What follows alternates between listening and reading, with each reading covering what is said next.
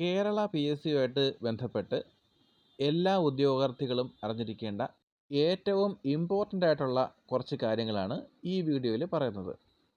ആദ്യം മനസ്സിലാക്കേണ്ടത് പ്രായപരിധിയാണ്.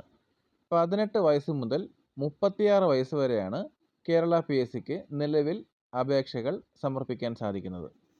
Police, excise തുടങ്ങിയ യൂണിഫോം തസ്തികയിൽ ഈ 36 വയസ്സല്ല ഏറ്റവും ഉയർന്ന പ്രായപരിധി. അത് 27 വയസ്സാണ്. കേരള അഡ്മിനിസ്ട്രേറ്റീവ് സർവീസ് പോലെയുള്ള ഉയർന്ന തസ്തികകളിൽ ഉയർന്ന പ്രായപരിധിയിൽ ഏകദേശം 50 വയസ്സ് വരെ നോട്ടിഫിക്കേഷനുകളിൽ വന്നിട്ടുണ്ട്. എങ്കിലും പൊതുവിൽ നമ്മൾ കോമൺ ആയിട്ട് കണ്ടുവരുന്ന LD ടൈപ്പിസ്റ്റ്, സെക്രട്ടേറിയറ്റ് അസിസ്റ്റൻറ്റ് തുടങ്ങിയ നമ്മൾ കോമൺ ആയിട്ട് എഴുതുന്ന സാധാരണ പരീക്ഷകളിലെല്ലാം 18 വയസ്സ് മുതൽ 36 വയസ്സ് വരെയാണ് നമ്മൾക്ക് അപ്ലൈ ചെയ്യാൻ സാധിക്കുന്നത്.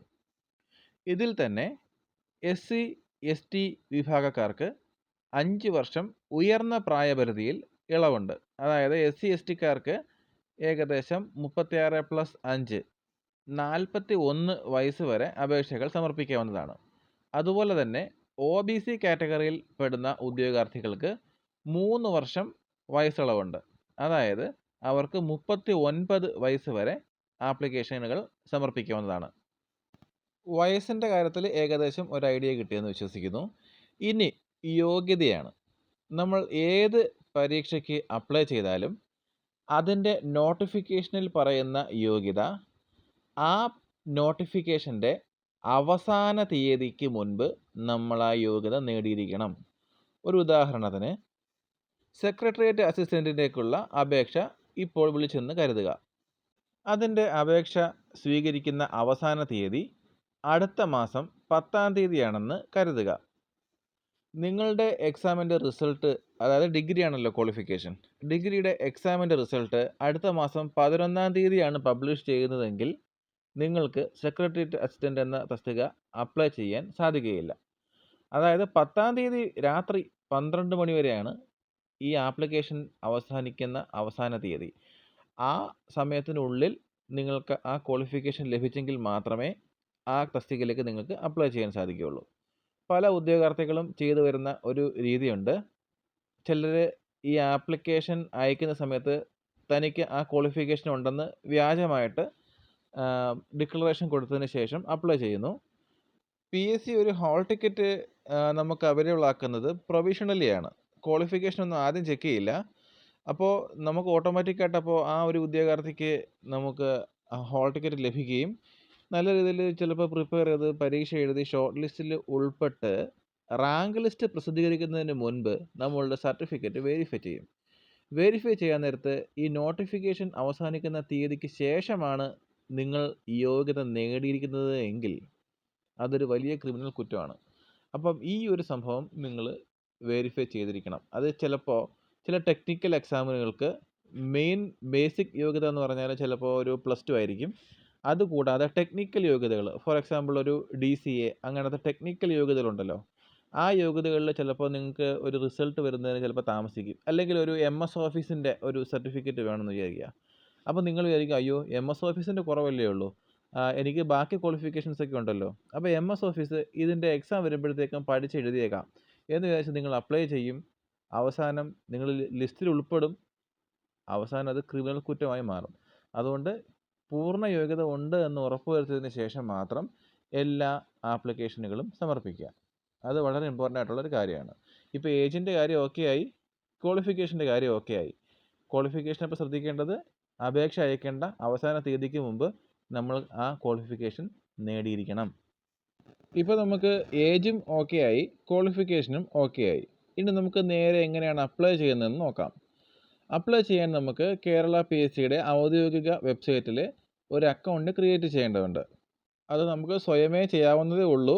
എങ്കിലും അധികം കമ്പ്യൂട്ടറിൽ പരിജ്ഞാനം ഇല്ലാത്തവർ, അതായത് പരിജ്ഞാനം അല്പം കുറഞ്ഞവർ, കുറച്ച് എക്സ്പീരിയൻസ്ഡ് ആയിട്ടുള്ള കമ്പ്യൂട്ടർ സെൻറ്ററുകളിൽ പോയോ അക്ഷയ കേന്ദ്രങ്ങളിൽ പോയോ അവരുടെ കൂടെ ഇരുന്ന്, ആ വാക്ക് ഞാൻ എടുത്തു പറയാണ്, നമ്മളുടെ ആവശ്യമാണ്, നമ്മളുടെ പേര്, ഡേറ്റ് ഓഫ് ബർത്ത്, അഡ്രസ്സ്, അതിൽ ഒരു സ്പെല്ലിംഗ് മിസ്റ്റേക്കിന് പോലും ഭാവിയിൽ വലിയ വില കൊടുക്കേണ്ടി വരും.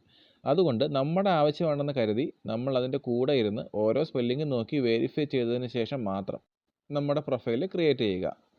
പ്രൊഫൈൽ ക്രിയേറ്റ് ചെയ്യുന്നത് എങ്ങനെ എന്നൊരു ചോദ്യം ആർക്കെങ്കിലും ഉണ്ടെന്നുണ്ടെങ്കിൽ അത് താഴെ കമൻറ്റ് ചെയ്യണം. അപ്പോൾ അതിന് വേണ്ടി ഒരു സെപ്പറേറ്റ് വീഡിയോ ചെയ്യാം. അല്ലെങ്കിൽ വീഡിയോ ഒരുപാട് ലെങ്തി ആയിപ്പോവും. അപ്പോൾ അറിയേണ്ട ആവശ്യമുള്ളവർ താഴെ കമൻറ്റ് ചെയ്താൽ മതി.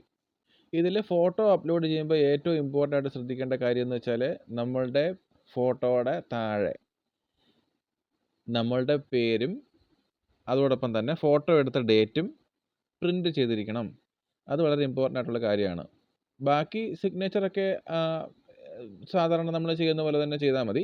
പക്ഷേ ഈ ഫോട്ടോ ഇങ്ങനെ ഈ പറയുന്ന പോലെ ഒരു ക്രൈറ്റീരിയ അത് ഫുൾഫിൽ ചെയ്തിരിക്കണം. പിന്നെ അപ്ലോഡ് ചെയ്യുന്നതിൻ്റെ കാര്യങ്ങളൊക്കെ സംശയം ഉണ്ടെന്നുണ്ടെങ്കിൽ ഈ കമൻറ്റ് ചെയ്താൽ മതി താഴെ. പുതിയൊരു വീഡിയോ ചെയ്യുമ്പോൾ നമ്മൾ എങ്ങനെയാണ് ഈ അക്കൗണ്ട് ക്രിയേറ്റ് ചെയ്യുന്നത് എന്നുള്ളൊരു വീഡിയോ ആവശ്യമുണ്ടെങ്കിൽ ചെയ്യാം. അപ്പം നമ്മൾ അക്കൗണ്ട് ക്രിയേറ്റ് ചെയ്ത് കഴിയുമ്പോൾ നമുക്കൊരു യൂസർ ഐ ഡിയും കിട്ടും, പാസ്വേഡും കിട്ടും. പാസ്വേഡ് നമ്മൾ തന്നെ ക്രിയേറ്റ് ചെയ്യുന്നതാണ്. ഓക്കെ, അപ്പോൾ ഐ ഡിയും പാസ്വേഡും കിട്ടി. ഈ ഐ ഡി പാസ്വേഡ് നമ്മൾ ഒരിക്കലും കളയരുത്, അത് ഓർത്ത് വെച്ചേക്കണം. അതെവിടെയെങ്കിലും എഴുതി സൂക്ഷിക്കണം, രഹസ്യമായിട്ട് തന്നെ സൂക്ഷിക്കണം. ഓരോ തവണ നമ്മുടെ അക്കൗണ്ടിലേക്ക് പ്രവേശിക്കുമ്പോഴും PSC ഒരു OTP തരും. ആ OTP നമ്മുടെ മൊബൈൽ നമ്പറിലേക്കും വരും. അതുപോലെ തന്നെ സെയിം OTP തന്നെ നമ്മുടെ മെയിലിലേക്കും പോകും. ഇതിലേതെങ്കിലും ഒരു OTP ഫോണിൽ നിന്നായാലും കുഴപ്പമില്ല, ഇമെയിൽ ആയിരുന്നാലും കുഴപ്പമില്ല, സെയിം OTP തന്നെ ആയിരിക്കും വരുന്നത്. അതും കൂടെ അടിച്ച് കൊടുത്തെങ്കിൽ മാത്രമേ നമുക്ക് നമ്മുടെ പ്രൊഫൈലിലേക്ക് പ്രവേശിക്കാൻ സാധിക്കുകയുള്ളൂ. അപ്പോൾ ഈ പ്രൊഫൈൽ ക്രിയേറ്റ് ചെയ്യുന്ന സമയത്ത് നമ്മുടെ എല്ലാ യോഗ്യതകളും, നമ്മുടെ ID കാർഡിൻ്റെ ഡീറ്റെയിൽസ്, അങ്ങനെ നാമുമായിട്ട് ബന്ധപ്പെട്ട എല്ലാ കാര്യങ്ങളും ആ സൈറ്റിൽ അപ്ലോഡ് ചെയ്യണം. ഇപ്പം നമുക്ക് എല്ലാ യോഗ്യതയുണ്ട്, നമ്മുടെ ഏജ് ഓക്കെയാണ്, പ്രൊഫൈൽ ക്രിയേറ്റും ചെയ്തു. ഇനി എങ്ങനെയാണ് ആപ്ലിക്കേഷൻ അയക്കുന്നത്? നമ്മൾ നമ്മുടെ പ്രൊഫൈലിൽ ലോഗിൻ ചെയ്തതിന് ശേഷം നോട്ടിഫിക്കേഷൻസ് എന്ന ഓപ്ഷനിലേക്ക് പോവുക. അപ്പോൾ അവിടെ വിവിധ തരം നോട്ടിഫിക്കേഷനുകൾ കാണാം. ഉദാഹരണത്തിന് ഡയറക്റ്റ് റിക്രൂട്ട്മെൻറ്റ് ജില്ലാതലം, ഡയറക്റ്റ് റിക്രൂട്ട്മെൻറ്റ് സംസ്ഥാനതലം, അതുപോലെ തന്നെ NCA നോട്ടിഫിക്കേഷനുകൾ എന്നിവയെല്ലാം കാണാൻ സാധിക്കും. അപ്പോൾ നമ്മൾ ഓരോ ലിങ്കിലും ക്ലിക്ക് ചെയ്തിട്ട് അപ്പോൾ അവൈലബിൾ ആയിട്ടുള്ള നോട്ടിഫിക്കേഷനുകളെല്ലാം കാണാൻ സാധിക്കും. അതിനോട് ചേർന്ന് ഒരു ലിങ്കുണ്ട്. ആ ലിങ്കിൽ നമുക്ക് നമ്മളുടെ എലിജിബിലിറ്റി നോക്കാൻ സാധിക്കും. എലിജിബിലിറ്റി ഓക്കെ ആണെന്നുണ്ടെങ്കിൽ അപ്ലൈ നൗ എന്നൊരു ഓപ്ഷൻ കാണാം. അങ്ങനെ നമുക്ക് അപ്ലൈ ചെയ്യാം. ഇത്രയും പറയുന്ന കാര്യങ്ങളിൽ നിങ്ങൾക്ക് എന്തെങ്കിലും ബുദ്ധിമുട്ടുകൾ ഉണ്ടെന്നുണ്ടെങ്കിൽ അതെങ്ങനെയാണ് ചെയ്യുന്നതെന്നൊരു സെപ്പറേറ്റ് വീഡിയോ ചെയ്യാം. അപ്പോൾ നമ്മൾ ആപ്ലിക്കേഷൻ കൊടുത്തു കഴിഞ്ഞു. ഇനി എന്താണ്? ഇനി നമ്മൾ എക്സാം കലണ്ടറാണ് വരുന്നത്. ഓരോ മാസത്തെയും എക്സാം കലണ്ടറുകൾ ഒരുപാട് മാസങ്ങൾക്ക് മുമ്പ്, ഏറ്റവും കുറഞ്ഞതൊരു 3-4 മാസങ്ങൾക്ക് മുമ്പ് തന്നെ PSC അവരുടെ സൈറ്റിൽ അപ്ലോഡ് ചെയ്യും. അപ്പോൾ അതനുസരിച്ച് കൂടുതൽ പ്രിപ്പറേഷനുകൾ നമുക്ക് നടത്താൻ സാധിക്കും. പരീക്ഷയുടെ ഹോൾ ടിക്കറ്റ് എപ്പോൾ ലഭിക്കും? എക്സാമിന് 2 ആഴ്ച മുമ്പ് നമ്മുടെ പ്രൊഫൈലിൽ പരീക്ഷയുടെ ഹോൾ ടിക്കറ്റ് ലഭിക്കും. അത് നമ്മൾ ഹോൾ ടിക്കറ്റ് അവൈലബിൾ ആണെന്ന് പറഞ്ഞിട്ട് നമുക്ക് മെസ്സേജ് വരും, മെയിൽ വരും. അപ്പോൾ എങ്ങനെയാണ് അത് ഡൗൺലോഡ് ചെയ്യുക? നമ്മുടെ പ്രൊഫൈലിൽ കയറിയിട്ട് ഡൗൺലോഡ് അഡ്മിറ്റ് ടിക്കറ്റ് എന്ന് പറഞ്ഞൊരു ഓപ്ഷനുണ്ട്. അത് കാണുമ്പോൾ തന്നെ നമുക്ക് ക്ലിക്ക് ചെയ്ത് ഡൗൺലോഡ് ചെയ്ത് എടുക്കാവുന്നതേ ഉള്ളൂ. ആ ഹോൾ ടിക്കറ്റും കൊണ്ടാണ് നമുക്ക് എക്സാമിന് പോകേണ്ടത്. 2 ആഴ്ച മുമ്പ് ഹോൾ ടിക്കറ്റ് അവൈലബിൾ ആയിരിക്കും. സാധാരണ രീതിയിൽ നമ്മുടെ PSC എക്സാമുകളെല്ലാം ഉച്ചയ്ക്ക് 1:30-ക്കാണ് സ്റ്റാർട്ട് ചെയ്യുന്നത്. 1:30-ക്ക് സ്റ്റാർട്ട് ചെയ്യുന്നത് വെച്ചാൽ 2 മണിക്കാണ് സ്റ്റാർട്ട് ചെയ്യുന്നത്. പക്ഷേ 1:30 മുതൽ നമ്മുടെ രേഖകളുടെയൊക്കെ വെരിഫിക്കേഷൻ ഉണ്ടാവും. 2 മുതൽ 3:15 വരെയാണ് പൊതുവെ എക്സാമുകൾ കാണുന്നത്. പക്ഷേ ചില പ്രത്യേക സാഹചര്യങ്ങളിൽ അവൈലബിലിറ്റി അനുസരിച്ചോ അല്ലെങ്കിൽ സമയത്തിൻ്റെ ബുദ്ധിമുട്ടനുസരിച്ചോ ചിലപ്പോൾ രാവിലെ 7:30-ക്ക് എക്സാം നടത്തിയിട്ടുണ്ട്, അതല്ല 10:30-ക്ക് നടത്തിയിട്ടുണ്ട്. ചില ഓൺലൈൻ എക്സാമൊക്കെ ആണെങ്കിൽ 2 ഷെഡ്യൂൾ വെച്ച് നടത്തിയിട്ടുണ്ട്. അങ്ങനെ നമുക്ക് ഹോൾ ടിക്കറ്റ് നോക്കിയിട്ട് ആ സമയം അനുസരിച്ച് അവർ പറയുന്ന സമയത്ത് തന്നെ പോകണം. 1:30 എന്ന് പറഞ്ഞാൽ 1:30-ക്ക് ശേഷം 1 മിനിറ്റ് താമസിച്ചാൽ പോലും അകത്തേക്ക് കടത്തി വിടാറില്ല.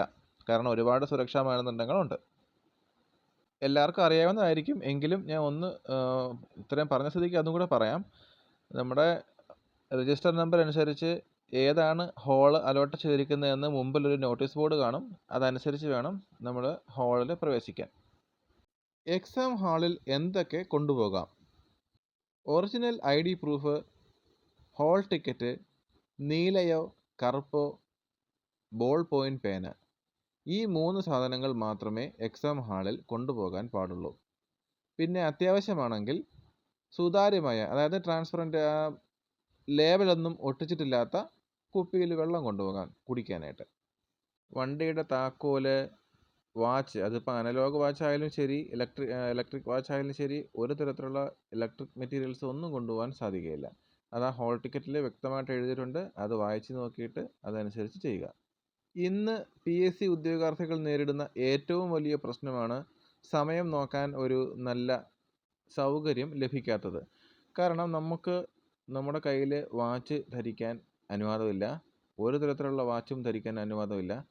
മിക്ക ക്ലാസ് റൂമുകളിലും ക്ലോക്കുകളും ഇല്ല.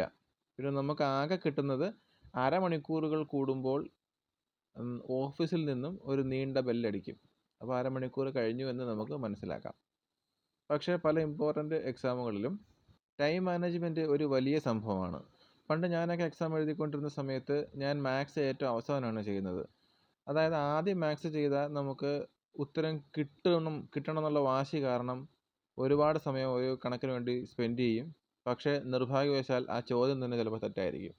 അപ്പോൾ ഉത്തരമില്ലാത്ത ഒരു ചോദ്യത്തിന് വേണ്ടിയിട്ടായിരിക്കും നമ്മൾ അത്രയും നേരം കിടന്ന് നമ്മുടെ സമയം വേസ്റ്റ് ചെയ്യുന്നത്. അപ്പോൾ അങ്ങനെയൊക്കെ ടൈം മാനേജ്മെൻറ്റ് ചെയ്ത് പഠിക്കുന്നത് ഞാൻ ആദ്യം ചെയ്തുകൊണ്ടിരുന്നത്, ആദ്യം GK എഴുതും, അതിനുശേഷം ഇംഗ്ലീഷ്, അതിനുശേഷം മലയാളം, അതിനുശേഷമാണ് മാത്സ് ചെയ്തുകൊണ്ടിരുന്നത്. അപ്പോൾ അതുപോലെ പല രീതിയിലും ടൈം മാനേജ്മെൻറ്റ് ചെയ്ത് എക്സാം എഴുതുന്ന ഉദ്യോഗാർത്ഥികൾ കാണും. അവർക്കൊക്കെ ഈ ടൈം മാനേജ്മെൻറ്റിന് ഇപ്പോൾ ഏറ്റവും വലിയ ബുദ്ധിമുട്ടായിരിക്കുന്നത് ഈ ക്ലോക്കിൻ്റെ അൺഅവൈലബിലിറ്റിയാണ്. അപ്പോൾ ഇപ്പോൾ ചെയ്യാൻ പറ്റുന്നതെന്ന് വെച്ചാൽ ഇൻവിജിലേറ്ററിൻ്റെ അടുത്ത് ഇടയ്ക്കിടയ്ക്ക് സമയം ചോദിക്കുക എന്നുള്ളത് മാത്രമേ നമുക്ക് നമ്മുടെ മുന്നിൽ ഒരു മാർഗമായിട്ടുള്ളൂ. OMR ഷീറ്റ് ഫില്ല് ചെയ്യുന്നത് എങ്ങനെ, A പാർട്ടും B പാർട്ടും സെപ്പറേറ്റ് ചെയ്യേണ്ടത് എപ്പോഴാണ് എന്നുള്ള കാര്യങ്ങളൊക്കെ എല്ലാവർക്കും അറിയാമെന്ന് വിചാരിക്കുന്നു. ഇനി അതറിയാത്തവരുണ്ടെങ്കിൽ താഴെ ഒന്ന് കമൻറ്റ് ചെയ്യുക. അതിനെക്കുറിച്ചൊരു സെപ്പറേറ്റ് വീഡിയോ ചെയ്യാം. അപ്പോൾ പരീക്ഷയെല്ലാം എഴുതി കഴിഞ്ഞു. ഇനി നമ്മൾ റിസൾട്ടിന് വേണ്ടി വെയിറ്റ് ചെയ്യുകയാണ്. അതിനു മുമ്പ് PSC പബ്ലിഷ് ചെയ്യുന്ന 2 തരം ആൻസർ കീകൾ എന്തൊക്കെയാണെന്ന് പറയാം. 1 provisional answer key, 2 final answer key. ഈ പ്രൊവിഷണൽ ആൻസർ കീ എക്സാം എഴുതുന്നതിൻ്റെ അന്നത്തെ ദിവസം വൈകിട്ട് തന്നെ PSCയുടെ ഔദ്യോഗിക വെബ്സൈറ്റിൽ പബ്ലിഷ് ചെയ്യും. ചില റെയർ കേസുകളിൽ 1-2 ദിവസം താമസിക്കാറുണ്ട്. അപ്പോൾ നമ്മൾ എക്സാം എഴുതുമ്പോൾ ഓരോ ചോദ്യത്തിനും എന്തൊക്കെ ഉത്തരങ്ങളാണ് എഴുതിയിരുന്നതെന്ന് ചെറിയൊരു ബോധം വേണം. അങ്ങനെയാണെങ്കിൽ ഈ പ്രൊവിഷണൽ ആൻസർ കീ വെച്ചിട്ട് നമുക്ക് നമ്മുടെ മാർക്ക് ഏകദേശം കാൽക്കുലേറ്റ് ചെയ്ത് വയ്ക്കാൻ സാധിക്കും. ഒരുപാട് ഉദ്യോഗാർത്ഥികൾ സ്ഥിരം ചോദിക്കുന്ന ഒരു കാര്യമാണ് എങ്ങനെയാണ് PSCയുടെ മാർക്ക് കാൽക്കുലേറ്റ് ചെയ്യുന്നതെന്ന്. ഒരു ശരി ഉത്തരത്തിന് 1 മാർക്കാണ് PSC നമുക്ക് തരുന്നത്. തെറ്റുന്ന ഓരോ ചോദ്യത്തിനും 0.33 മാർക്ക് വീതം നെഗറ്റീവ് ആവുകയും ചെയ്യും. അതായത് 3 ചോദ്യം തെറ്റിയാൽ 1 മാർക്ക് കുറയും. ഇതിനെക്കുറിച്ച് ഡീറ്റെയിൽഡായിട്ട് എങ്ങനെയാണ് മാർക്ക് കാൽക്കുലേറ്റ് ചെയ്യുന്നതെന്നുള്ള അറിയണമെന്നുള്ളവർ അറിയാത്തവർ താഴെ ഒന്ന് കമൻറ്റ് ചെയ്യുക. അപ്പോൾ അതിന് വേണ്ടി മാർക്ക് കാൽക്കുലേറ്റ് ചെയ്യുന്നത് എങ്ങനെ എന്നൊരു വീഡിയോ ചെയ്യാം. അപ്പം എക്സാം കഴിഞ്ഞതിൻ്റെ ആദ്യത്തെ ദിവസം പ്രൊവിഷണൽ ആൻസർ കീ വന്നു. നമ്മളെല്ലാം മനുഷ്യരാണ്, തെറ്റുകൾ സഹജമാണ്. അതുപോലെ തന്നെയാണ് PSCയുടെ ചോദ്യകർത്താക്കളും. അവർ മനുഷ്യരാണ്, തെറ്റുകൾ കടന്നുകൂടാം. അറിഞ്ഞോ അറിയാതെയോ തെറ്റുകൾ വരാം. അപ്പോൾ ഈ പ്രൊവിഷണൽ ആൻസർ കീയിൽ തെറ്റുകൾ സാധാരണ കണ്ടുവരാറുണ്ട്. അപ്പോൾ ഉദ്യോഗാർത്ഥികൾക്ക് ഒരു അവസരമുണ്ട്. ഈ പ്രൊവിഷണൽ ആൻസർ കീയിലെ തെറ്റുകൾ PSCയെ ചൂണ്ടിക്കാണിക്കാൻ ഒരവസരം. അത് നമ്മുടെ പ്രൊഫൈൽ വഴിയാണ് ചെയ്യുന്നത്. പ്രൊവിഷണൽ ആൻസർ കീ പബ്ലിഷ് ചെയ്യുന്നതിൻ്റെ അന്ന് മുതൽ 5 ദിവസത്തിനുള്ളിൽ നമ്മുടെ പ്രൊഫൈലിൽ കൂടി ഈ അപ്പീൽ ചെയ്യാവുന്നതാണ്. അപ്പീൽ വെറുതെ ചെയ്താൽ പോരാ, അതിന് തക്കതായ ഒരു എവിഡൻസ് അല്ലെങ്കിൽ ഒരു പ്രൂഫ് നമ്മൾ കൊടുക്കുകയും വേണം.